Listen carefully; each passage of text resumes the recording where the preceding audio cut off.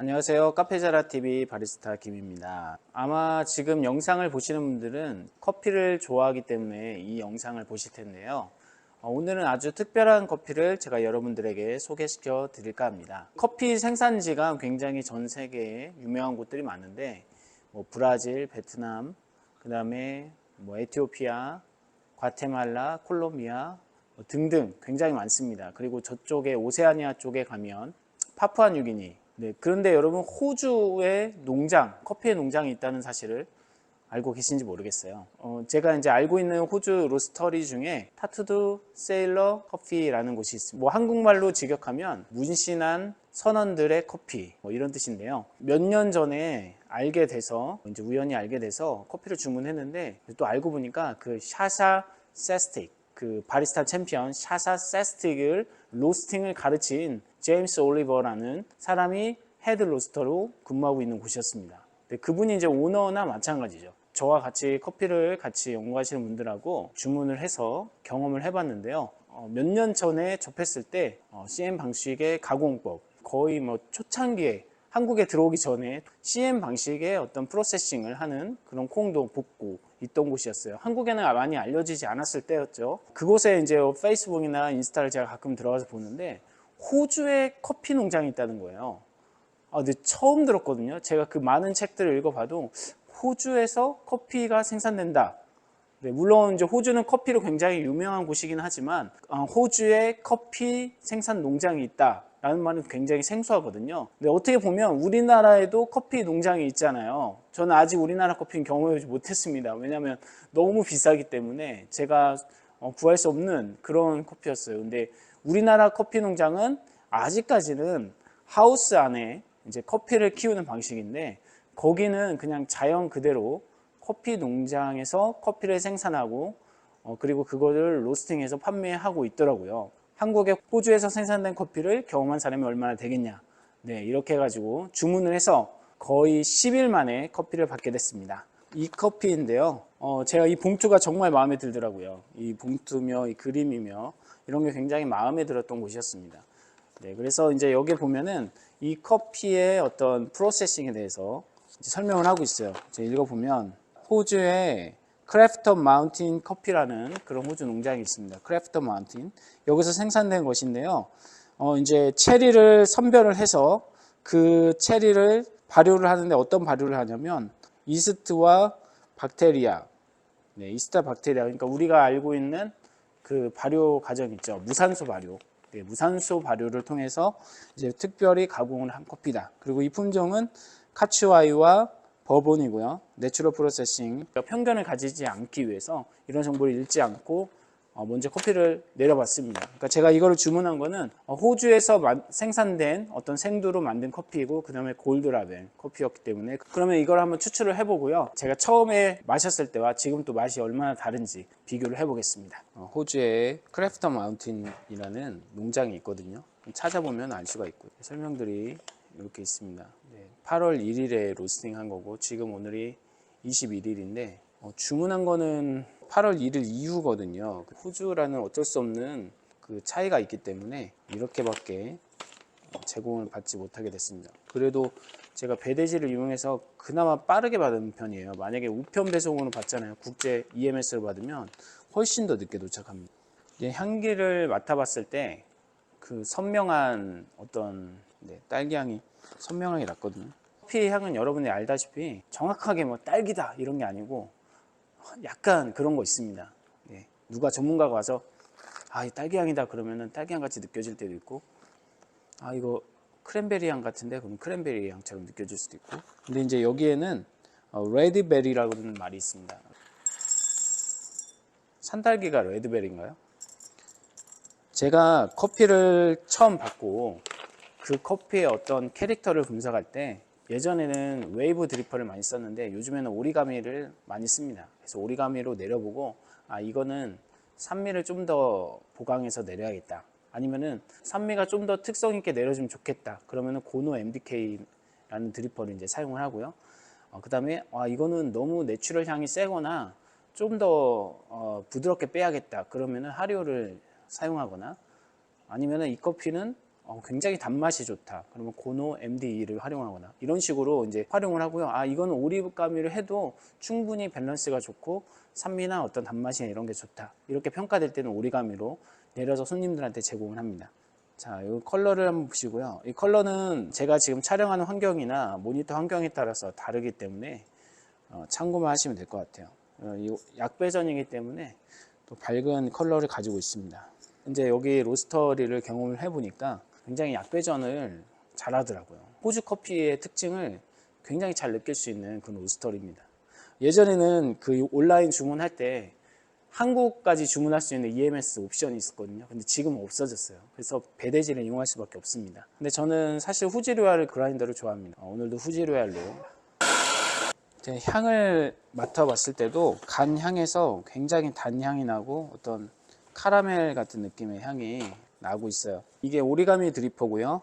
저는 오리가미 드리퍼가 여러분 도자기도 많이 알고 계실 텐데 저는 이제 플라스틱으로 된 거 도자기에 딱 반만큼의 무게를 가지고 있고 사용하기가 굉장히 편해서 이거를 자주 애용합니다.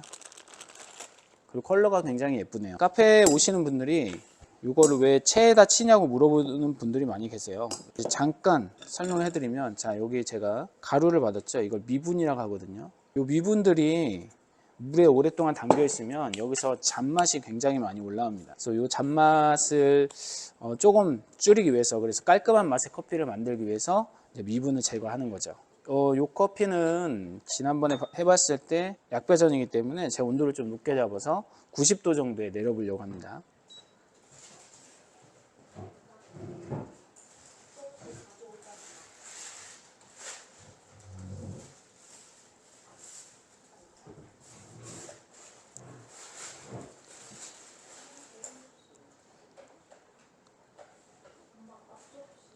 커피를 내릴 때는 커피가 흔들리지 않도록, 네. 커피는 가만히 있고 물이 스며든다는 느낌이 들게 그렇게 내리는 게 제가 알려드리는 드립의 특징인데요.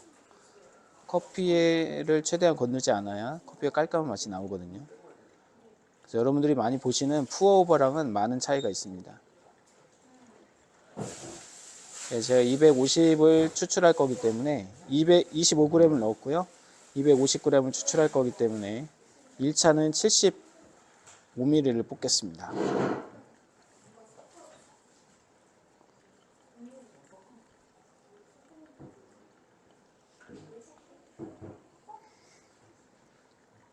네, 2차 들어갈 때는 이 높이가 약간 평평해질 때까지 기다리고 2차를 들어가면 돼요.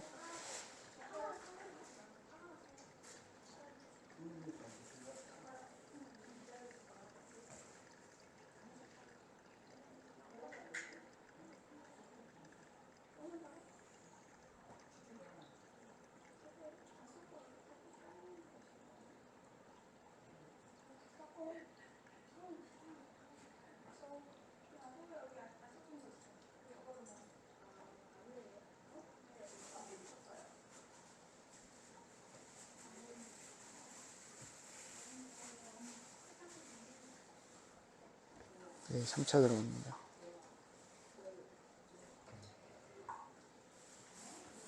네, 이런 드립을 정드립이라는 말을 많이 쓰시는데 이게 시간이 오래 걸린다고 오해하시는 분들이 계십니다. 근데 이제 여러분 시간을 보시면 알겠지만 지금 250ml를 추출하는데 시간은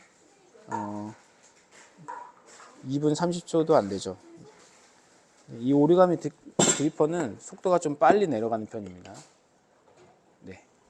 커피를 내리신 다음에는 첫 번째 내려온 물과 마지막에 내려온 물을 잘 섞어주기 위해서 스푼을 이렇게 섞어 주시는 거예요.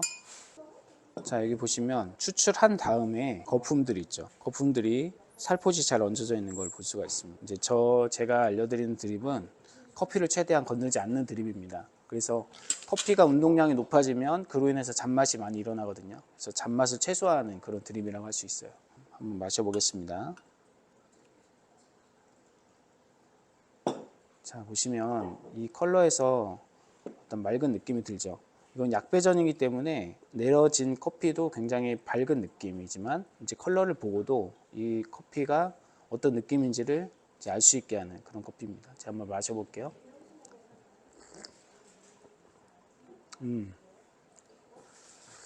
네, 마셔보니까 여기에서는 레드베리와 크리미 카라멜, 그 다음에 스톤 프루츠, 허니, 그라나라. 여기에 있는 그 향미 노트들에 나오는 뭐 과일들 사실 잘 모르겠어요. 스톤 프루트이 뭔지 모르겠고. 네, 근데 제가 느껴봤을 때는 그 우리가 알고 있는 무산소 커피의 특징이 나오고 있는데 너무 과하지 않은 그런 무산소예요. 제가 사실 무산소 커피를 좋아하진 않거든요. 거부감이 드는 그런 무산소 커피와 그 다음에 순수 내추럴 커피의 어떤 중간 정도 느낌. 그러니까 무산소 커피를 좋아하지 않는 저도 잘 마실 수 있는 커피인 것 같고요. 여름 시즌에 잘 어울리는 아이스로 마시면 좋을 것 같은 그런 커피의 느낌입니다. 깔끔하게 잘 내려줬고요. 저 혼자만 말하면 거짓말인 것 같으니까 제 아내한테 한번 먹여보고 어떤 느낌인지 그냥 순수한 일반인의 느낌으로 물어보겠습니다. 새로운 커피인데 된장국인데? 된장국? 응. 발효된 느낌이 확실히 나지. 그래서 이런. 이게 발효 커피이기 때문에 그래요. 무산소 발효. 아, 네. 맑은 된장국 맛. 그러니까 그냥 일반인의 입장에서 이런 커피는 어떤 느낌이 들어요? 산미가 살짝 느껴지면서 네. 커피가 아닌 것 같은 커피. 그리고 기분 좋은 그런 향과 맛이 느껴져요. 그 이런 비슷한 커피가 한국에도 많이 있다고 저는 생각이 들거든요. 근데 이제 이런 커피가 문제가 뭐냐면 품질이 좋지 않은 커피를 이런 식으로 가공을 해서 품질이 좋은 커피로 둔갑을 시켜서 비싸게 팔아먹는 그런 거에 대해서 피하시는 분들이 많은 반감을 가지고 있잖아요. 근데 제가 이제 여러 가지 커피를 접해봤을 때 그 원래 생두의 품질, 그러니까 여기에 보면 카츄아이와 버번이라고 되어 있는데 이런 커피의 품질이 좋지 않으면 이제 이런 무산소 프로세싱을 했을 때도 그 커피의 품질이 그렇게 좋지는 않더라고요. 근데 이제 이건 마셔봤을 때 선별해서 품질 좋은 걸로만 했다고 하는 거 보니까 이제 그런 면에서는 이런 커피를 되게 긍정적으로 바라볼 수 있을 것 같고요.